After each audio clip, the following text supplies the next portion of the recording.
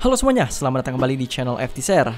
Biasanya ketika kita ingin membeli sebuah kendaraan baik roda 2 ataupun roda 4, biasanya kita bakalan cek mana sih yang paling kencang, mana yang paling irit, atau mana yang paling awet.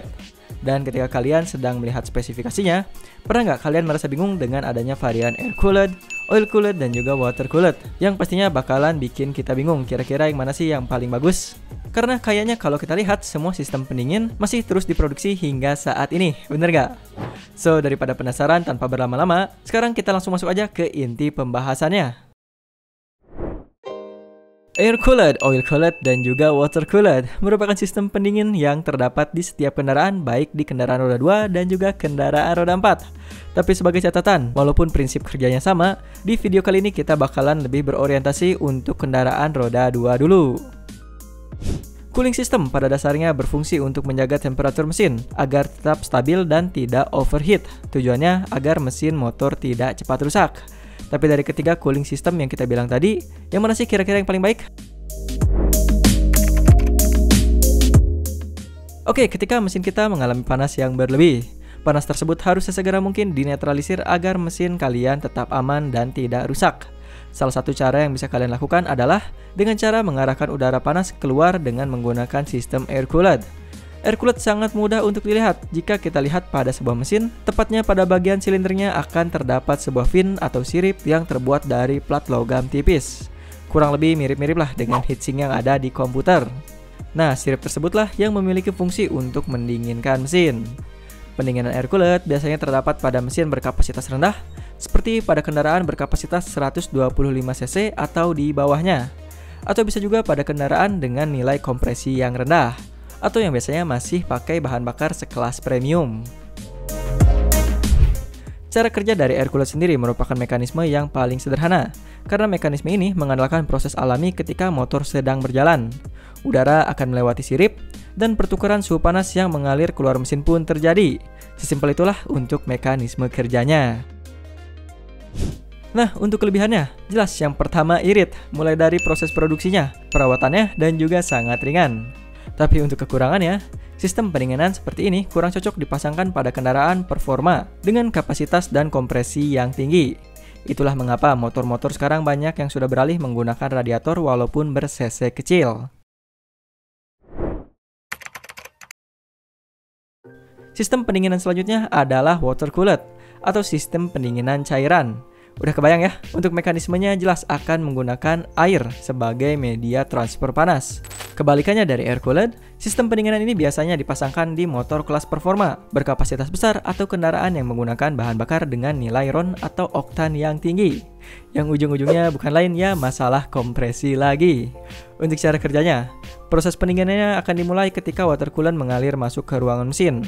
Lalu kemudian cairan tersebut akan bekerja menyerap panas di area mesin dan termostat pun akan terbuka dan air pun mengalir ke radiator. Air tersebut akan dilewatkan kepada pipa-pipa yang terdapat di radiator tersebut dan udara akan mengalir di antara kisi-kisi dan mendinginkannya, baik sedang keadaan berjalan ataupun proses pendinginan yang terjadi dengan menggunakan bantuan dari fan. Nah, karena sistem pendinginan ini lebih kompleks, seperti membutuhkannya unit pompa radiator, selang, radiatornya sendiri, termostat, dan lain-lain, maka kekurangan yang pertama adalah masalah bobot. Artinya bobot kendaraan cenderung lebih berat. Tapi catatan, kondisi ini biasanya tertolong juga karena performa kendaraan yang lebih baik. Yang kedua, jelas yaitu mahal. Kerasa nggak? Kalau motor Matic sekarang harganya jauh lebih tinggi dibandingkan dengan skuter Matic 5 tahun yang lalu.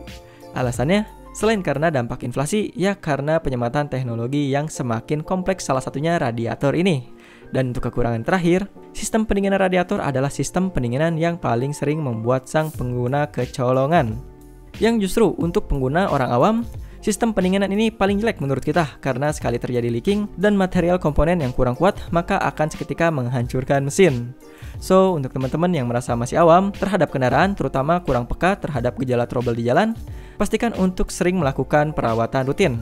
Boleh ke bengkel ataupun menelpon mekanik panggilan. Kurang lebih seperti itulah untuk kekurangannya.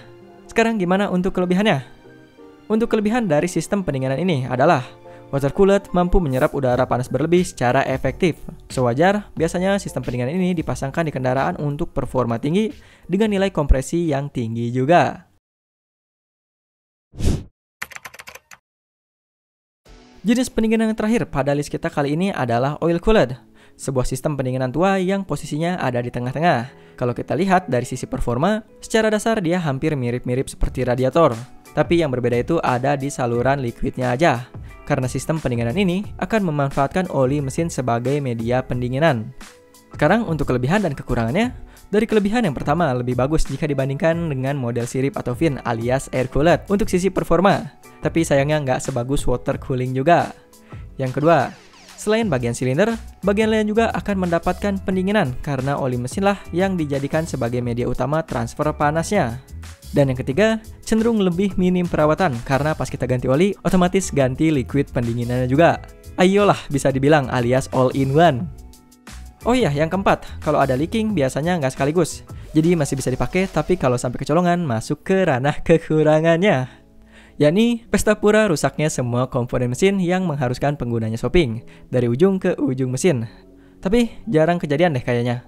Barangkali ada yang punya pengalaman, langsung aja kalian bisa ramaikan kolom komentar di bawah. Dan gimana? Yang mana menurut kalian sistem pendinginan yang lebih baik? Kalau menurut kita sih balik lagi ke penggunaan kita dan tujuan kita. Kalau mau buat otak-atik atau kenceng ya mending water cooled sekalian. Kalau kalian yang butuh kendaraan harian, kalian bisa ambil yang model fin atau air cooled. Tapi kayaknya yang satu ini udah agak jarang, karena skuter matic sekarang aja mayoritas udah pakai radiator. Tapi yang jelas yang paling utama sih yaitu perawatan. Kalau ngerasa perawatan udah rajin tapi masih trouble, berarti mesinnya yang rewel. Karena ada juga loh beberapa mesin yang kadang-kadang itu rewel dari sistem pendinginannya dan juga sistem pembakarannya. Tapi masalah jenis mesin rewel gini biasanya kita harus belajar dari pengalaman. Jadi mau nggak mau namanya pakai kendaraan harus ngerti mesin sedikit banyaknya. Oke, kita rasa itu aja informasi yang bisa kita berikan di video kali ini. Saya Muhammad Karim undur diri, see you in the following videos, and thanks for watching.